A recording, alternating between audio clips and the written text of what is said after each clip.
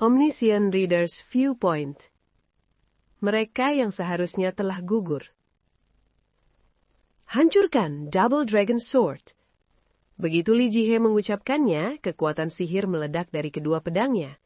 Sesuatu yang menyerupai naga biru melesat ke depan, mengarah tepat ke leherku.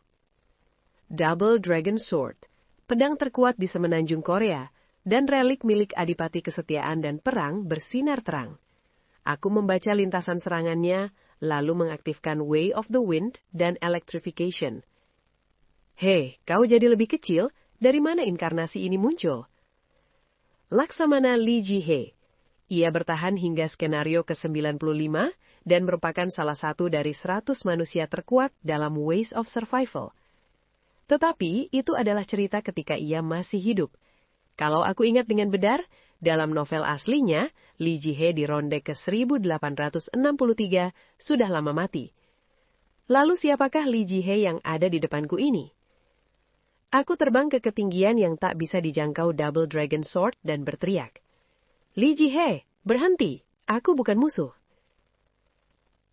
Apa, kau kenal aku? Wajar saja, aku memang agak terkenal. Ia bergumam dengan santai sambil mengambil posisi bertarung. Aku tahu teknik ini. Instant kill. Sebuah skill hebat dalam Ways of Survival, serangan mengerikan yang membunuh lawan hanya dengan satu tebasan. Apa kau pikir aku tak bisa menebas serangga kecil sepertimu? Tatapan mata Li Jihe membuat bulu kudiku merinding. Dalam sekejap ia menghilang. Pedang tak terlihat mengarah ke leherku dan secara naluriah aku tahu apa yang akan terjadi selanjutnya. Yu Jong Hyuk. Bayangan sebesar rumah menutupi pandanganku. Suara benturan logam keras menggema. Yu Jong Hyuk menangkis pedang itu di sisiku, lalu Li Jihe mengayunkan Double Dragon Sword ke arahnya. Terdapat goresan kecil di bilah Heaven Shaking Sword. Instant Peel memang teknik yang luar biasa, jika lawannya bukan Yu Jong Hyuk. Di ronde ke-1863, Yu Jong Hyuk lebih mirip mesin pembunuh daripada manusia. Keputusannya tak bisa dibalik. Begitu ia memutuskan untuk membunuh seseorang, ia pasti melakukannya. Yu Jong Hyuk menerobos batas transendensi dan mengayunkan pedangnya. Perbedaan kekuatan membuat Li Jihe terpental dan menghantam tanah. Yu Jong Hyuk yang berada di posisi unggul, jatuh mengejarnya. Yu Jong Hyuk, berhenti! Teriakku disertai gemuruh dari tanah. Aku melihat Li Jihe terhempas di antara debu, dan Yu Jong Hyuk mengarah padanya. Yu Jong Hyuk tak berhenti meski aku berteriak. Percikan probabilitas mengelilinginya. Regression Depression mulai dilepaskan. Kenangan bahagia! Kenangan bahagia! Yu Jong Hyuk terhenti. Jangan bunuh dia, kau tak boleh membunuh dia. Aku tak tahu mengapa Li Jihe ini masih hidup, namun ada satu hal yang pasti, Yu Jong Hyuk tak boleh membunuh dia. Li Jihe bangkit dari debu dan berteriak. Apa yang kau lakukan? Ayo, Raja tertinggi, kali ini aku yang akan membunuhmu. Sepertinya ini bukan pertama kalinya Li Jihe dan Yu Jong Hyuk bertentrok. Aku tak bisa memahaminya. Li Jihe yang seharusnya mati justru hidup dan bahkan menjadi musuh Yu Jong Hyuk. Tunggu, Li Jihe, hentikan. Kami tak berniat bertarung. Li Jihe tak berhenti. Gerakan Yu Jong Hyuk melambat karena perintahku. Pedang Li Jihe menggores kulitnya dan darah mengalir. Dalam kondisi regression depression, ia tak bisa bertahan dengan efektif. Tetapi jika aku memberi perintah menyerang, Yu Jong Hyuk akan kembali menerjang Li Jihe seperti tadi. Sial. Aku masih mempertahankan electrification, memanjat bahu Yu Jong Hyuk dan berteriak ke arah Li Jihe. Berhenti bocah, Yu Jong Hyuk itu tuanmu. Tuan? Omong kosong apa itu? Aku tak pernah menjadikan monster ini tuanku. Mata Li Jihe bersinar tajam. Tuanku adalah seseorang yang jauh lebih hebat. Aura 5 warna mengalir dari bilah pedangnya. Aku refleks mengaktifkan Omniscient Reader's Viewpoint. Skill dibatalkan karena kurangnya pemahaman terhadap target. Ups, aneh. Bahkan jika pemahamanku terhadap Yu Jong Hyuk rendah, ini tetap aneh. Li Jihe bukan manusia yang rumit. Setidaknya Li Jihe yang aku kenal. Karakter Li Jihe telah mengaktifkan Stigma Song of the Sword level 10. Kalau begitu aku punya ide. Aku mencengkram Unbroken Faith dengan kuat dan mengaktifkan Stigma. Stigma Song of the Sword level 5 telah digunakan.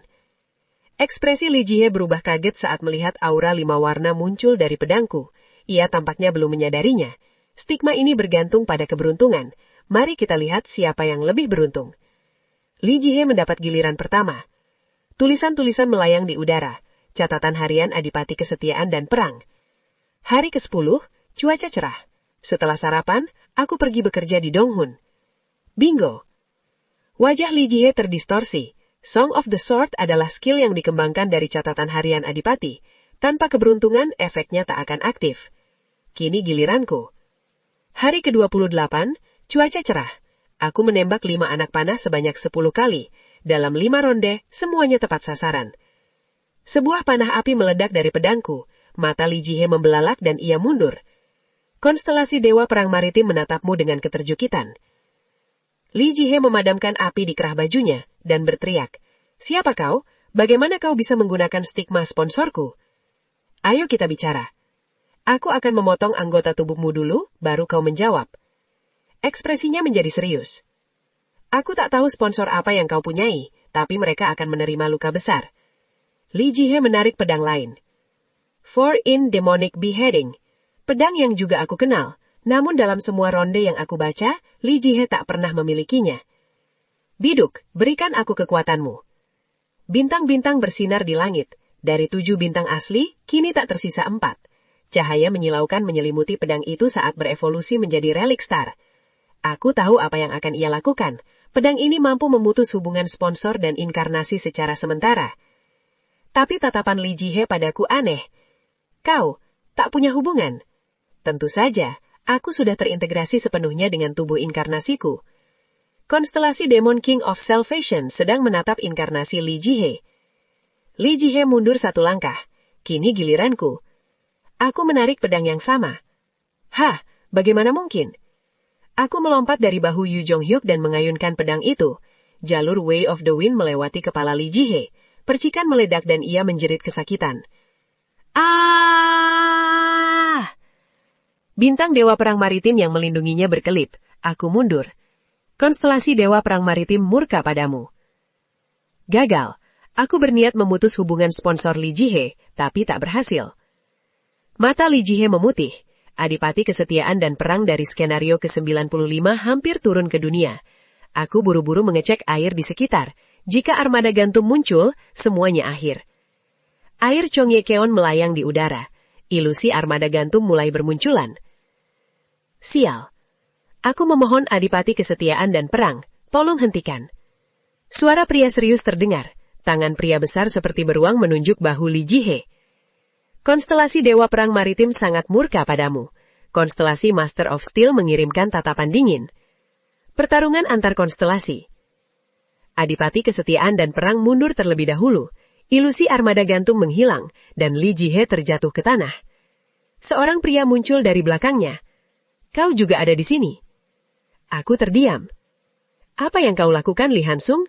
Dia di pihak Yu Jonghyuk. Itu belum bisa dipastikan. Li Hansung. Ia adalah Li Hansung yang aku kenal. Aku hampir meneteskan air mata. Aku Li Hansung.